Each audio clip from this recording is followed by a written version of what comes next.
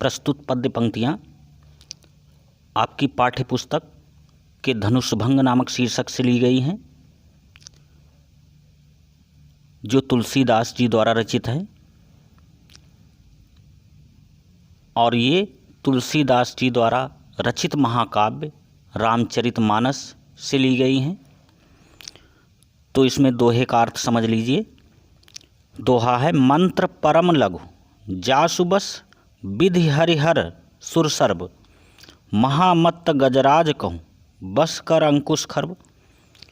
तो यहाँ पर सीता माता जी की एक सखी हैं और वो उनको बतलाती हैं कि मंत्र में बहुत शक्ति होती है, मंत्र से सभी देवी देवताओं को अपने अधीन किया जा सकता है तथा विशालकाय हाथी को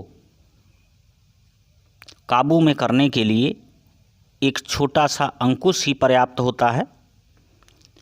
ठीक उसी प्रकार जिस प्रकार काम कुसुम धनुषायक लीन्हि सकल भुवन अपने बस कीन्हि, जिस प्रकार से कामदेव ने पुष्पों के धनुष से तीनों लोकों को अपने वश में कर लिया। देवी तजव संसव अस जानी भंजब धनुष राम सुन रानी। तो वो सखी बतलाती है कि हे रानी, आप अपना संदेह त्याग दीजिए और इसमें किसी प्रकार का संदेह नहीं है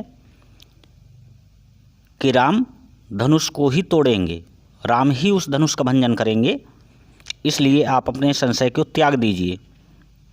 सखी बचन सुनि भय प्रतीति मिटा विषाद बढ़ी अति प्रीति। अपनी सखी के इस प्रकार के वचनों को सुन करके सीता माता जी की माता का दुख कम हो जाता है तथा वे प्रसन्न हो जाती हैं और उनका स्नेह राम के प्रति और बढ़ जाता है।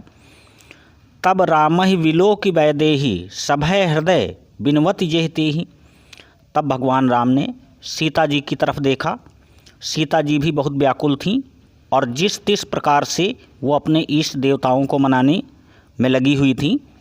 मन ही मन मनाओ अकुलानी हो प्रसन्न महेश भवानी। वो अपने मन ही मन में अपने इष्ट देवताओं भगवान शिव जी और पार्वती जी को मना रही हैं। करहु सफल आपन सेवकाई कर हितु हरहु चाप गरुआई, गणनायक वरदायक देवा आज लगे कीन्ह्यो तु सेवा, बार बार विनती सुनि मोरी करहु चाप गुरुता अथोरी। तो भगवान शंकर को तथा पार्वती जी को मनाती हैं तथा रिद्धि सिद्धि के देव गणेश जी को प्रसन्न करने के लिए उनसे विनती करती हैं कि हे गणेश भगवान, यदि हमने आपकी अभी तक कोई पूजा तपस्या की है तो आप हमारी पूजा तपस्या से प्रसन्न हो जाइए और इस धनुष के भार को कम कर लीजिए। अगला दोहा देखें। देख देख रघुबीर तन सुर मनाओ धरि धीर, भरे बिलोचन प्रेम जल पुलकावली शरीर। तो इस दोहे में बतलाया गया है कि सीता जी ने जब भगवान राम की तरफ देखा तो उनके स्वरूप को देखकर वो अति प्रसन्न हो गई तथा अपने इष्ट देवताओं को धैर्य धारण करके मनाने लगी। भरे बिलोचन प्रेम जल, उनकी आँखों में प्रेम के आंसू आ गए तथा उनका शरीर पुलकित हो गया। नीके निरख नयन भरी शोभा पितुपनु सुमिर बहुरी मनु शोभा। जब सीता माता ने भगवान राम की तरफ गौर से देखा तो उन्हें अति आनंद प्राप्त हुआ तथा वो अपने पिता के उन वचनों को याद करने लगी कि धनुष का जो भंजन करेगा उसी का विवाह सीता जी के साथ होगा। आह तात दारुण हठ ठानी समझत नहीं कछु लाभ न हानि। तो अपने पिता के लिए सीता जी कहती हैं कि हमारे पिताजी ने भी एक अजीब हठ ठान ली है, उन्हें इसका कोई लाभ या हानि नहीं प्रतीत होता है। सचिव सभय सिख दे न कोई बुद्ध समाज बड़ अनुचित हुई। और वो कहती हैं कि इस सभा में बैठे मंत्री लोग भी उनके पिता को कोई सलाह नहीं देते हैं भय के कारण, और उनको ऐसा प्रतीत होता है कि जैसे वहाँ का समाज सब कुछ अनुचित होते हुए देख रहा है, कोई भी उचित परामर्श नहीं दे रहा है। कहाँ धनु कुलिसहु चाहे कठोरा, कहाँ श्यामल मृदुगात किशोरा।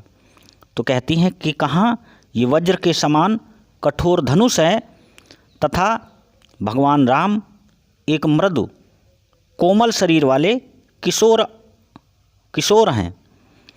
विधि के भांति धरौ उर्धीरा, शिरस सुमन कनबेधी हीरा। तो कहती हैं कि मैं किस प्रकार से अपने आप में धैर्य धारण करूं, क्योंकि एक पुष्प हीरे को नहीं बेच सकता है। अर्थात उनके मन में शंका थी कि इतना विशाल धनुष भगवान राम नहीं तोड़ पाएंगे, और यदि वो तोड़ नहीं पाएंगे तो हमारा विवाह उनसे नहीं हो पाएगा। सकल सभा कै मति भय भोरी, अब मोहि शंभु चाप गति तोरी। तो उस सभा में उनको कोई ऐसा नहीं दिख रहा था, इसलिए अब वो भगवान शंकर जी के धनुष से विनती करती हैं कि हे धनुष, निज जड़ता लोघन पर डारी, हो हरौ रघुपति ही निहारी। तो धनुष से विनती करती हैं कि हे शिव जी के धनुष, आप ही अपने भार को कम कर लीजिए।